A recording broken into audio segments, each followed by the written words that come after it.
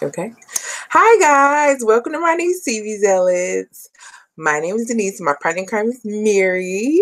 Tonight, we're here to recap Manifest. Mary, say hi. Hi, so glad that you guys are here hanging out with us. Be sure to give this video a like, subscribe to our channel. Let us know what you thought of this episode, this pilot episode of Manifest.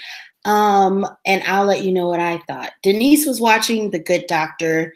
It comes on at the same time. So I'm going to tell Denise what happened in Manifest. So there is a little family. Michaela is our main character. And her parents, her brother, his wife, and their children. They're all at the airport. And the loudspeaker comes on. It's like, I'm so sorry. We're overbooked on this flight. If a few people could just switch over and board another flight, that would be great. And, you know, her mom's all like, why don't you marry that boy? You know, let me tell you about this scripture. All things work together for the good. She's like, I don't believe any of that stuff anymore. Personally, all things work together for the good is one of my least favorite scriptures, right? Because it's like, look, I'm in the middle of stuff. Why you tell me all things work together? Okay, that's my problem, not hers. Anyway, so she and her brother's son, he's got a set of twins, a boy and a girl. So she and her brother's son, they decide to stay back and board the next flight. And so they're all on the flight with all these people, and they go through some serious turbulence. Like the plane like shifts and like stuff is falling out of the overhead compartments, and it's crazy. I was like, are they about to crash? And then everything is cool. And so they go, you know, coming from Jamaica to New York City. And, you know, they're like, you know, we're coming in, you know, they're like, wait a minute, what's that flight number again? Who is this? How many people are on this plane? Go to Newark. So they send them to Newark, and there's like a line of police, FBI, ambulances, fire trucks waiting for them. And they're like, everybody line up, treating them like criminals. It's crazy. They're talking to the pilot and, you know, and the co-pilot and all of the stewardesses and stuff. And the people start grumbling. And so Michaela, the main girl that we're kind of seeing it from her eyes, she's like, excuse us, but why are we still here? Some of us got to use the bathroom. Like, what's going on? And they're like, so you guys departed in the summer of 2013. It is now the fall of 2018. And everybody's like, ah! Right. The devil is a lie. What is this sorcery? Right. And so then a day or two-ish, it's been like 30 hours pass, and they're finally letting these people go back to their families after like grilling them several times. Like, okay, what's the first thing you remember? Like, what happened next? Everybody has the same story. You know, they're like, they all can't be lying. We can't all catch them in a lie because they're all literally saying the same thing. So they're letting them go to their families. Oh my God, my heart broke when the Ben is the brother. He sees his wife, you know, she is aged, and his daughter is like halfway grown up, and she's like almost as tall as him, and he's like, oh. And then the dad comes in, you know, she's like, where's mom? Mom passed away over the 5 years. Oh. And so like their little family has kind of shrunk a little bit, and like everybody's got issues. Sure. And so the son, who I cannot find his name on IMDb, but their son, Ben's son, has leukemia, and he was like on the waiting list for this treatment that's super experimental, but has like a 100% success rate. And the doctor that created that treatment was on the flight. So it's crazy. Like there's so much happening. It's so weird. And so she's fighting to get him back on the treatment. And all the other doctors are like, oh, well, this is super spooky. He was on the flight. Like, what if something's wrong with it? Like, we're trying to get bought out by the big pharmacy program. If it fails, we won't have a 100% success rate anymore. And she's like, this is for a reason.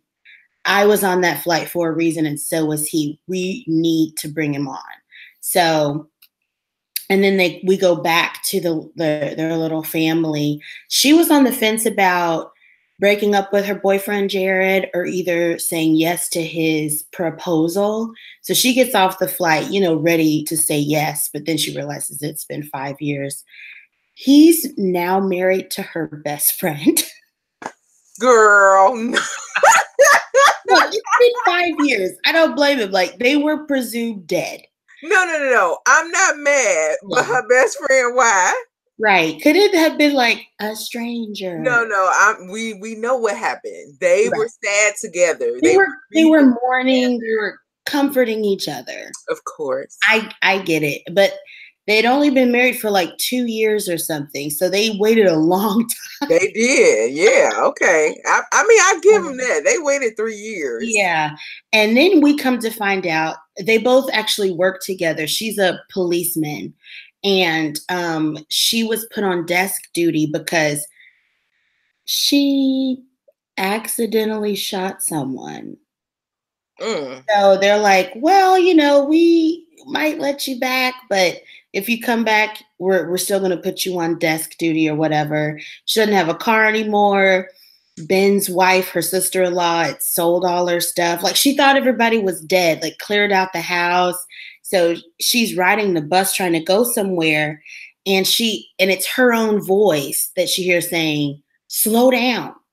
And she's on the bus. She's like, I'm sorry, sir, can we slow down? Like, she's flipping out, and everybody's looking at her like, oh, wait, she was in the news. She's the lady on the plane.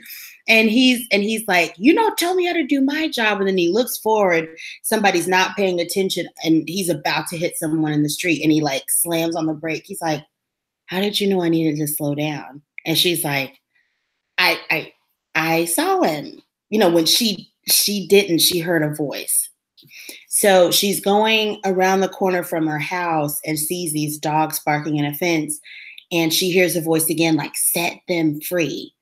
And so she goes home. She's hanging out with the fam, talking to her brother. And she's like, are you hearing things? And he's like, no.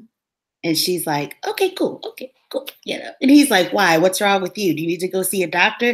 You need to go back to the FBI? She's like, look, my voice is warning me about stuff that's about to happen, and I'm saving people, And he's like, all right, look, you're not Superman, okay? Calm down. Right. So then later that night, she goes back to her premonition. Her voice is louder now. Like, it's super spooky. And it's like, set them free. And it's like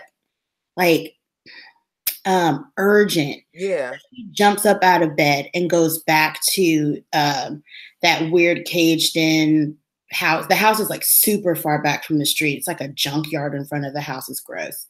And so she's looking at the dogs and they're barking. She's like, I gotta set them free. And then her brother pulls up and she's like, how did you know where I was? And he's like, well, I'm here to set them free. And like, what? You've been hearing stuff? You've been calling me? And he was like, look, I was trying not to feel like, I was just trying to quiet everybody down, So they set the dogs free. Of course, it's recorded. Her ex has to come. Jared has to come and be like, look, we have an abduction case here. And I got to worry about you breaking and entering. She's like, I didn't enter anywhere. I just set some dogs free, okay? He's like, we got to go and apologize to the man and ask him not to press charges against you. And she's like, oh, fine. So they go. She sees the dogs are super cute. And she still hears, set them free. And, Jared's talking to the man. He's like, oh, I would never want to press charges. This is a dirty place. The dogs probably look dirty or whatever. Everything's cool. Like, you guys can just go. Like, I just want to be private. And Oh, come on now. That's sketchy as ever. so she's following the voice. It's guiding her like it's ahead of her, like set them free, set them free. And she finds this little trailer, and it's got those two girls that Jared's been looking for in the abduction case. And so once she opens the door, the voice stops, set them free. And I was just like, ah! So it wasn't even the dogs that was. Right. I mean, like, this has been amazing. And so then she's like, it cannot be that she and her brother are the only ones that are having premonitions and hearing things. And there's one night they just like can't take it anymore. And they end up, everybody accidentally at the same time ends up coming back to that airport to look at the plane. And this was the day where the FBI was like, we're going to pull this plane apart and investigate it literally piece by piece. And they're all coming, to kind of look at it and talk to each other. She was like, this is the beginning of a long relationship with me and the people on this manifest list. And I'm going to know them better than I know my own family after 5 years, And then the plane just blows up. And everybody's just looking at it like, what? and so then it cuts back. Oh my God. And then it cuts back to Ben's wife, Michaela's sister-in-law, her brother's wife. And she's on the phone and he's like, there's a man that she's texting and he's like, have you told him yet? I miss you. What? And she's like, you have to understand, like, it's only been a day for him, and then the older daughter is walking by. She's like, what are you doing? And the mom's kind of holding the phone like, uh-huh. And she's like, what are you going to tell him? And that's the end. That's like, girl, she just started a I'm here for the drama. Right? I will say the weakest link is the star. Her star is dimmed heavily by all the other good actors in this show. She's cute, and I think they hired her. But it's true. I know. But since it comes on at the same time as The Good Doctor, I just don't know if I want to. Right. I was going to say, I don't know what we're going to do. Because that sounds good. Like, I want to watch it now. I want to go ahead and check it out. I'll probably watch it on either on demand or on Hulu or something tomorrow. But I was definitely intrigued by it. I was not bored at all. I would, if it wasn't at the same time as Good Doctor, I'd start watching the show. I mean, you know what? I'm going to keep up with these episodes because I don't know. If Leah's going to be front and center and it's going to be the Leah show, I'm not going to be able to be involved. I'm sorry. So now we got options. That's what matters. Right. You guys let us know if you watch Manifest or if you want us to recap Manifest while y'all watch Good Doctor. Let us know what's up. So that's all I had. It was a great episode. It's a great start. Okay, guys. Well, thanks for watching and have a great night. Bye.